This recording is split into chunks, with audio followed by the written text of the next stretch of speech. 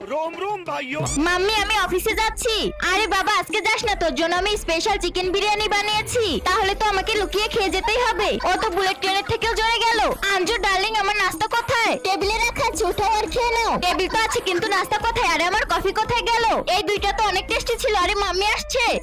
আরে এটা নিজে নিজে এদিকে কিভাবে এলো? হয়তো এখানে কেউ আছে। ও যে এখানে তো কেউ নেই, হয়তো কোনো ভূত। জলদি কেউ বাবাকে ডাকো। বাবাকে আসার আগে এই প্লেট সাফ করে দিই। এখন আমার খাবার কোথায় গেল? এখনই তো দিয়েছিলাম। এই খাবার হাওয়াতে উড়ে গেল নাকি? আমার কাছে মনে হয় তোমার ভুলে যাওয়ার অসুখ হয়েছে। আরে না, আমি তো 4 সবজি বানিয়েছি। আরে ইয়ার এখন তো অনেক জোরে পটি পেয়েছে। শোনো গো, তোমাকে তরকারি বাজারে যেতে হবে। একটু পরে যাবো, এখন তোমার মাথাটাই ঘুরছে। এখন আমি চুপচাপ বাইরে বেরিয়ে যাই। আরে আমার ডাটা শেষ হয়ে গেছে, হয়তো আজকে কেরণমালা দেখতে পারবো না। তুই তো গ্রেড বের হলি। লাকি চল এখন অফিসে যাই। আরে লাকি তুই চলে এসেছিস, কিন্তু তুই এত ঘেমে আছিস কেন? আজ একটু ক্লান্ত। কোনো ব্যাপার না, তোর মা তোর জন্য স্পেশাল বিরিয়ানি বানিয়েছে। কে গ্যাস ছেড়ে